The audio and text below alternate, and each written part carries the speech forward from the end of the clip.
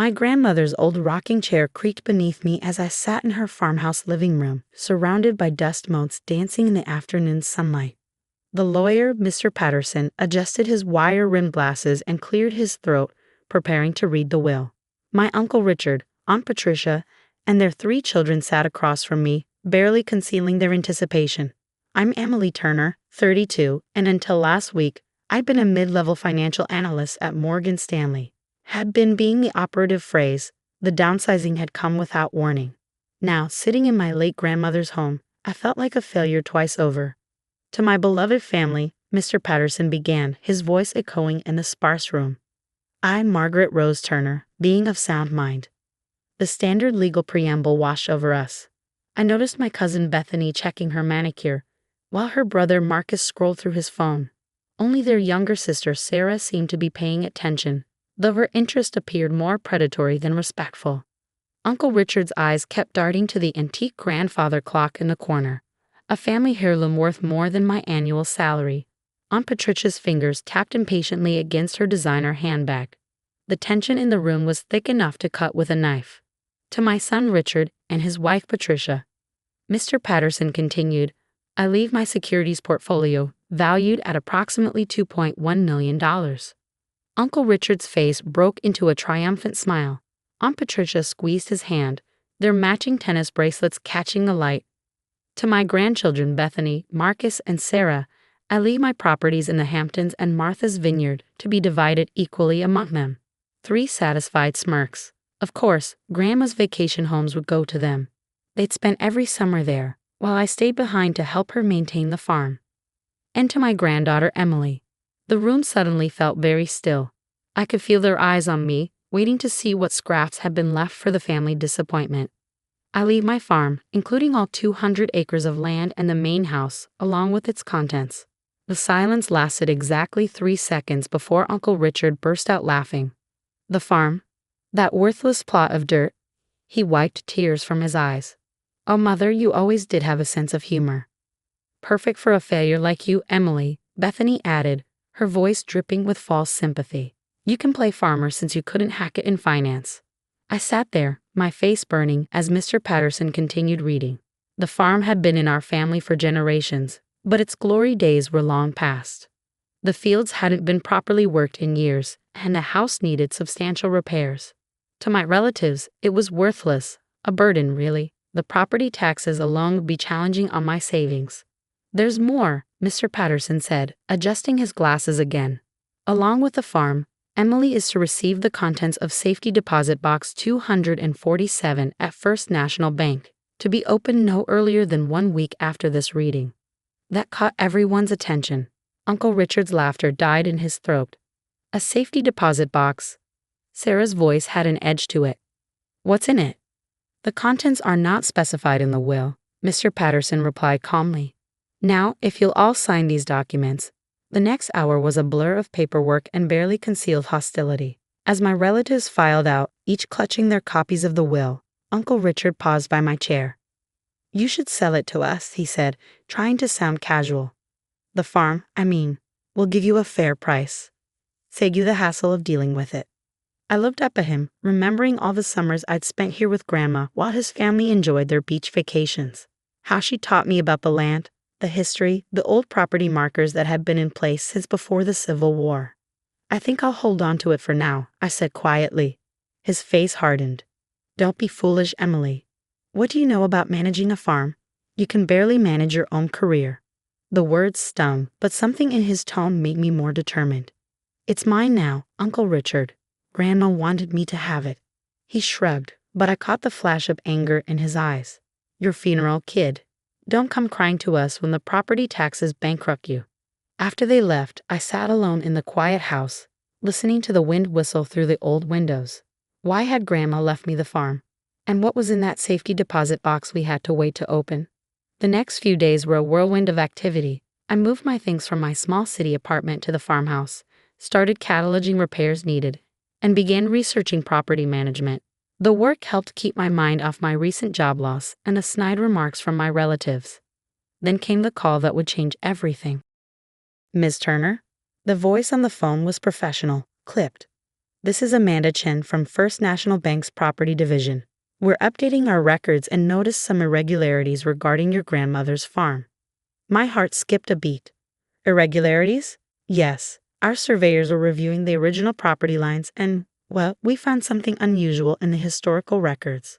Something that significantly impacts the property's value. Could you come in to discuss this in person?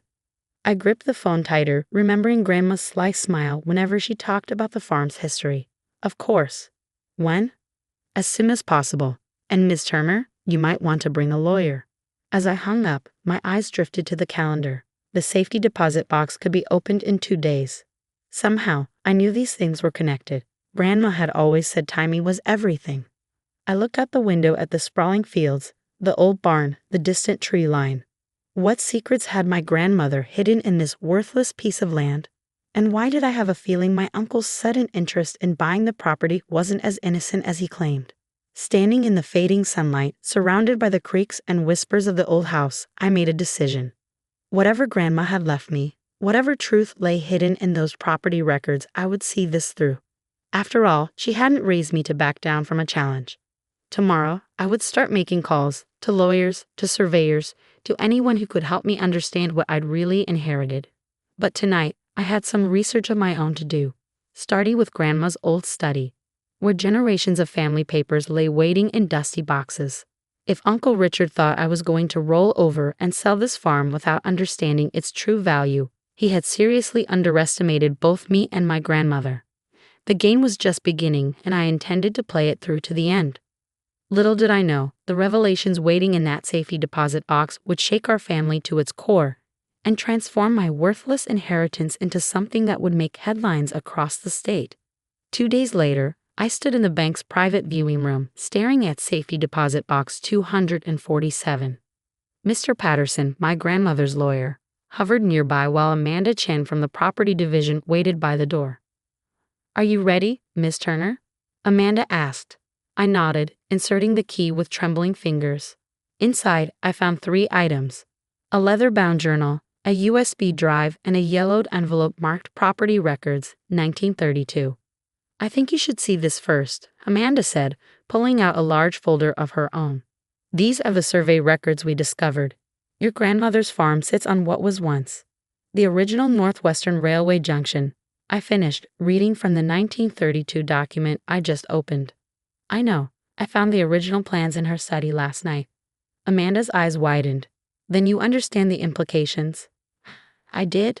The worthless farm wasn't just 200 acres of agricultural land. It was the key piece of property connecting 3 major transportation routes that several major development companies had been trying to acquire for years. Your grandmother, Mr. Patterson spoke up, was quite strategic about this. She knew exactly what she was doing when she left you the farm. I opened the journal, my grandmother's familiar handwriting bringing tears to my eyes. "My dearest Emily, if you're reading this, then everything has gone according to plan. While your uncle and his children were busy chasing status and easy money, you were the only one who took the time to understand the true value of our land. The USB drive contains everything: the original railway documents, the mineral rights surveys from 1955, and most importantly, the development proposals that have been coming in for the past decade. I've turned down offers ranging from $50 million to $120 million. Why? Because this land is worth far more than money. It's about legacy, about doing what's right for the community that has supported our family for generations. In the development plans folder, you'll find my vision for what this property could become. But the choice is yours now.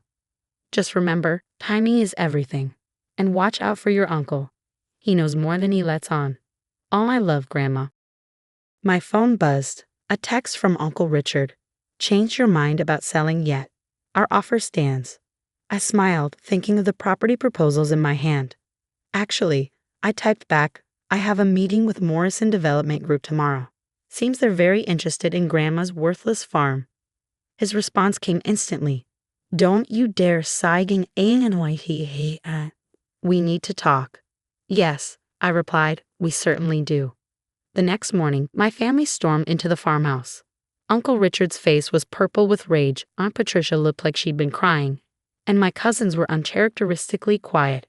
"You can't sell to Morrison," Uncle Richard declared. "I won't allow it." "Allow it?" I raised an eyebrow. "I don't recall needing your permission to manage my inheritance." "You don't understand," he sputtered. "That land, there are complications." "You mean like the fact that you've been secretly negotiating with Eden Properties for the past 5 years?" I pulled out a stack of emails from the USB drive. "Or that you knew about the railway junction rights all along?" The color drained from his face. "Where did you get those?" "Grandma kept excellent records," I said calmly, "including documentation of every time you tried to convince her to sell. She also documented the kickbacks Eden Properties offered you to help pressure her." Aunt Patricia gasped. Bethany and Marcus exchanged worried glances.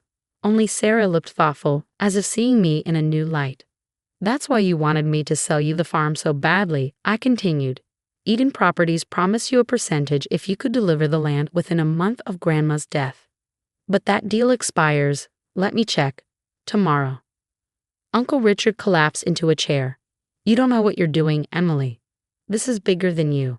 "No," I stood up, feeling stronger than I had in years. "This is exactly what I was meant to do.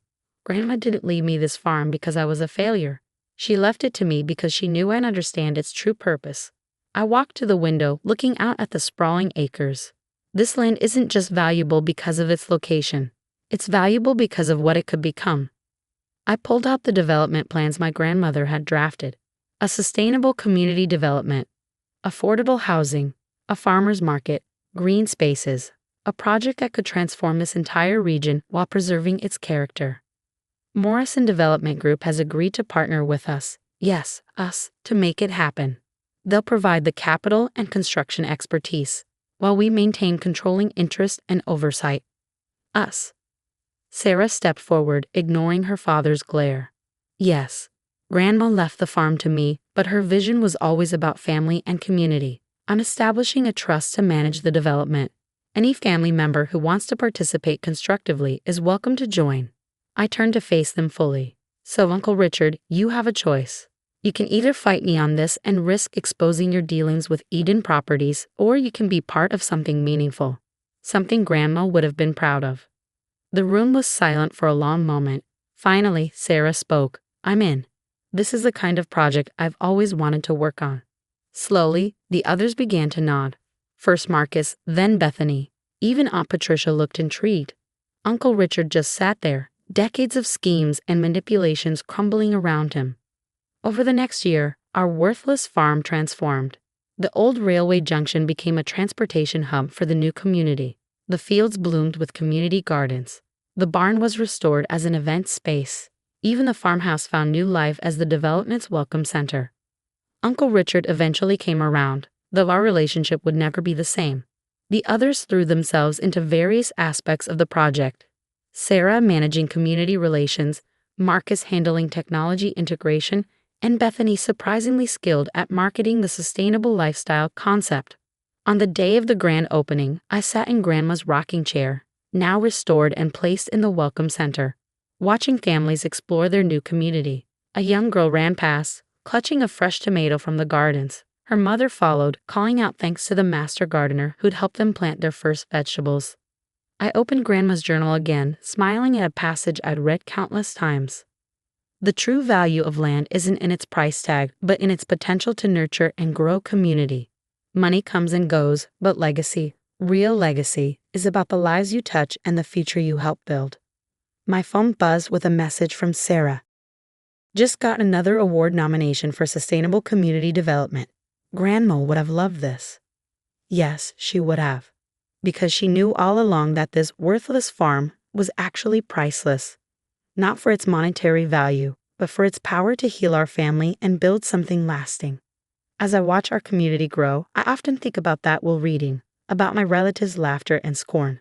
They thought Grandma had punished me with a worthless inheritance. Instead, she'd given me the greatest gift of all. The chance to prove that true value isn't always visible on the surface, and that sometimes the things others dismiss as worthless are actually the most precious of all. The farm isn't just land anymore. It's become a symbol of transformation, of family, of community, of possibility. And every time I see a new family move in, or watch children playing in the green spaces, or hear the buzz of the farmer's market on weekend mornings, I send a quiet thank you to my grandmother. She didn't just leave me a farm. She left me a future. And in the end, that's worth more than all the beachfront properties and security portfolios in the world. As for me, well, it turns out I didn't need that finance job after all. Managing this development, watching it grow and thrive, has become my life's work. Sometimes the best revenge isn't about getting even. It's about growing into something bigger than anyone thought possible. Even now, years later, I keep Grandma's journal close. Its final words have become my guiding principle. Remember, dear Emily, that true wealth isn't in what you own, but in what you build. And sometimes the most valuable things are the ones that others are too blind to see. Looking out over our thriving community, I couldn't agree more. The worthless farm had become priceless, not just in dollars and cents, but in a legacy it would leave for generations to come. And that, more than anything, would have made my grandmother proud.